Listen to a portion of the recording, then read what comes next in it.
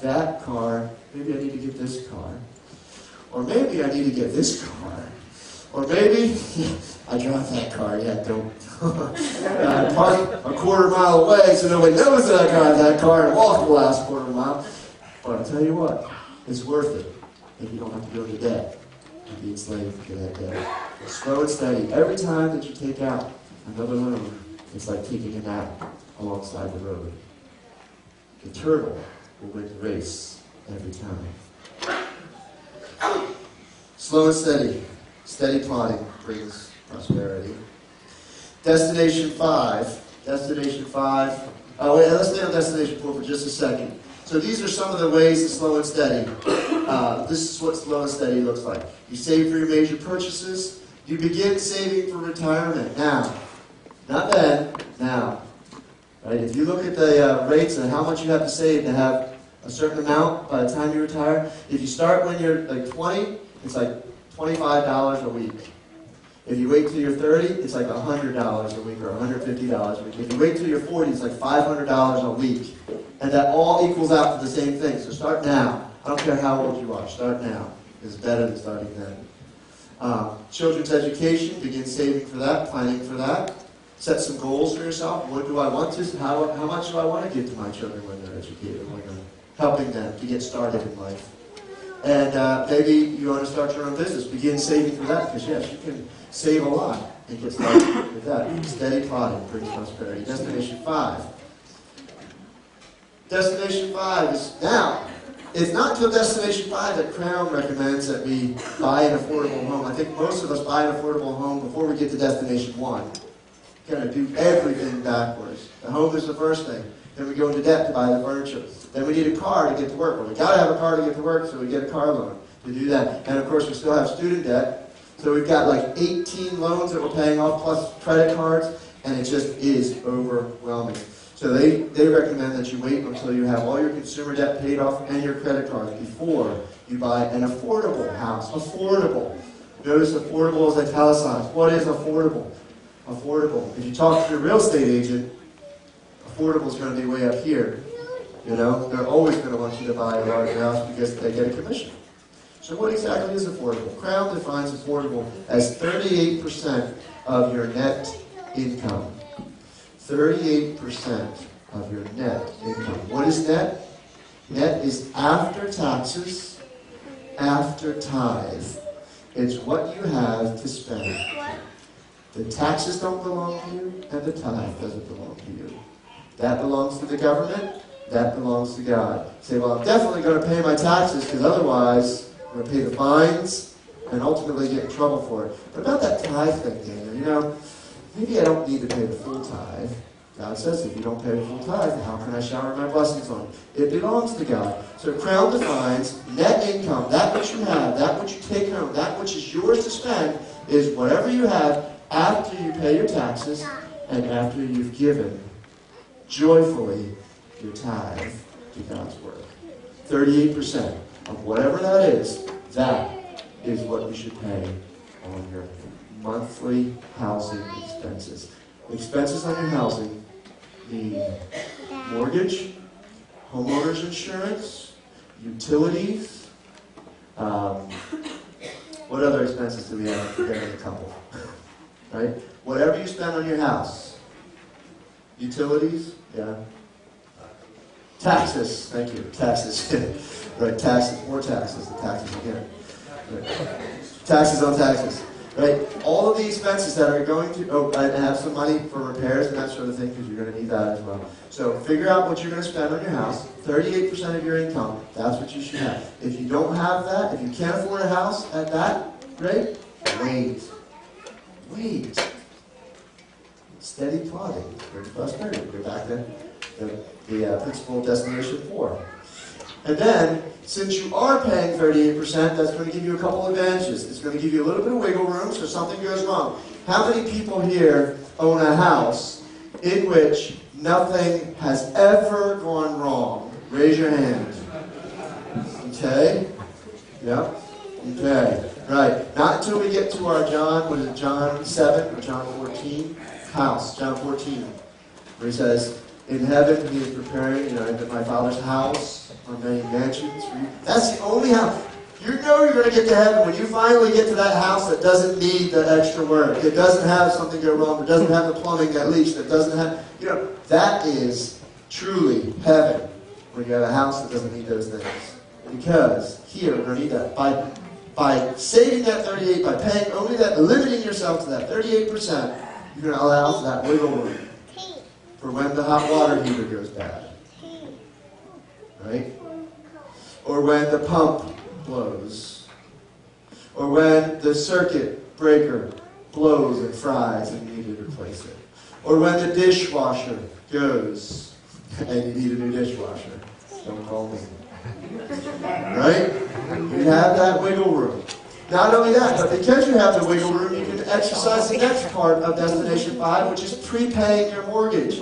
By prepaying just one extra payment a year, you can cut off 7 to 9 years of your total 30-year mortgage. So instead of paying 30 years, you're going to pay 22 years. And then have the last 8 years where you don't have to pay down because it's all paid off. Just one extra mortgage payment a year. You can do that by paying half a payment every month. That'll end up being 26. Divided by 2 is 13 instead of 12. You can do that by little bits here and there, chipping away at it. But make extra payments. Prepay so that it will pay it off quickly, more quickly. And begin investing wisely. Destination 5. And this is our principle from Ecclesiastes 5:14. Money that is put into risky investments turns sour, and everything is lost. In the end, there is nothing left to pass on to one's children. Okay, repeat after me. Bernie Madoff. Okay? Risky investments turn sour. So now it's time to begin investing. Notice the italicized word there, wisely. I notice I have a pyramid scheme up here. Invest wisely. All right? Investing today can be extremely complicated. All right? You need to do a lot of research. And now may be a good time to enlist the help of somebody who knows more than you do. Because it's time to start investing.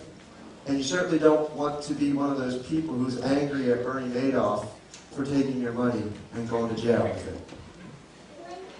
So begin investing wisely so that you may have a legacy to leave for your children, a financial legacy to leave for your children. Let's go on to Destination 6. As we move into Destination 6, we're almost at the home finish. We're almost at the finish line. Destination 6. When you reach each of these destinations, you've got these things. Once you've checked off these things, once you've done this, you've reached that destination. So if you reach Destination 6, you've paid off your mortgage. If you've reached Destination 6, congratulations. That is a major achievement. You don't have credit card debt. You don't have consumer debt. You don't have school loans. That's another one.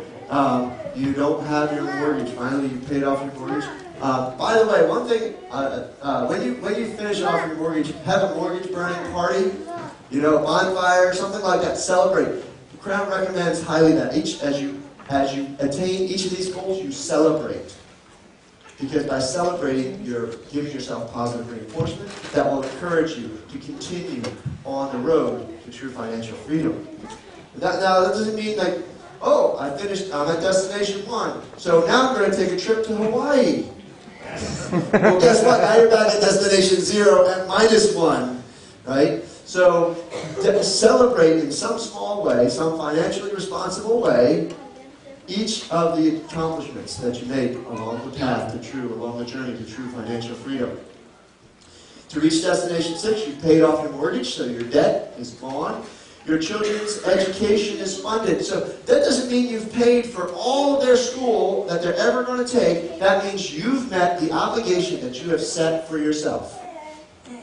Say you say, I'm going to save $20,000. I've got 3 children. I'm going to save $20,000 for each of my children and help them get started, with school or in life, whatever. So once you have your money saved for each of your children, the total $60,000, then you've done. You've met that obligation, your children's education. is funded to the extent that you're going to do it. And then also, this third piece, confirm estate plan is in order. Make sure that your will is written, that it's clear, and probably even if you get the chance, review it with your children. As a pastor, I deal with people around funerals and following funerals, and I've seen more than one case, many cases, not all of them, but many times, the will and the inheritance cause problems. Family ties are damaged and broken. People get in the biggest and stupidest arguments over money when it's not even theirs to begin with. Some of that is greed. Let's just throw it out there. Some of it's greed. I didn't get all that I wanted. I think I should have gotten more. Some of that is, I think, hurt feelings. Mom gave you more. She always loved you best. And now I hate you. Actually, I'm mad at Mom, but Mom's not here to get my anger. I can't do anything about it, so I'm going to be angry at you. You know, some of it's other unexplainable reasons, just grief and, just dealing with this, all these emotions. But one of the ways that you can help to alleviate that problem is make sure that your will is very clearly written and, if possible, review it with those involved so that they will understand your wishes, accept your wishes, and after you're dead, won't hate each other. So confirm that everything is in place. John 8:32 says, "You'll know the truth, and the truth will set you free." I think that's true in that situation where you know that this is why Mom and Dad did that. So it's okay. It will set you free emotionally, and also by knowing these principles, it will ultimately set you free in the financial sense that we've been discussing. So the truth will set you free. Finally, in Destination 7, we reach the end of our journey true financial freedom. True financial freedom means that your retirement is fully funded. Your retirement is fully funded. You can retire and not worry about where the money is coming from. And that frees you up to serve God voluntarily and without pay. Now, when I say serve God, I mean that in the broadest sense. By serving God, I mean helping your family, serving them, serving the church is the most obvious, serving the community, volunteering, giving your time. You are free to do the things that you love and serve the Lord with joy. Some people think of retirement as that time when I kick back, lift up my feet, put my hand behind my fingers until I die. Right? 3 weeks, thank you. Right? How many people have you heard of that retire, the next year they get sick, and the year after that they are dead? Right? I think that some of that is because a little too much of this results in a little bit too much of this, results in a little bit too much of this, which results in a little more of this. Right? So, when you are fully funded, when your retirement is fully funded, you are free to serve in the ways that you most joyfully want to serve. That should be our goal. God, I want to do these things. I want to serve you in this way. And that could be any number of things. I want to go on a mission trip. The organization SERV, S-E-R-V, sending experienced retired volunteers everywhere. Maybe you want to become a missionary when you retire. That is possible. Maybe you just want to do short-term mission trips. Maybe you want to go to New Jersey and become a gunner. Talk to all. Right? I know a lot of retired people serve their children by watching their grandchildren with great joy. Right? Retiring is about being able to be free. Actually, not just retiring, but being financially free, experiencing true financial freedom. Because there's lots of people who get to retirement age who don't have true financial freedom and never will. Who are still burdened with a ton of debt. Just struggling to finish paying off their mortgage at 70, 75. True financial freedom is what allows you to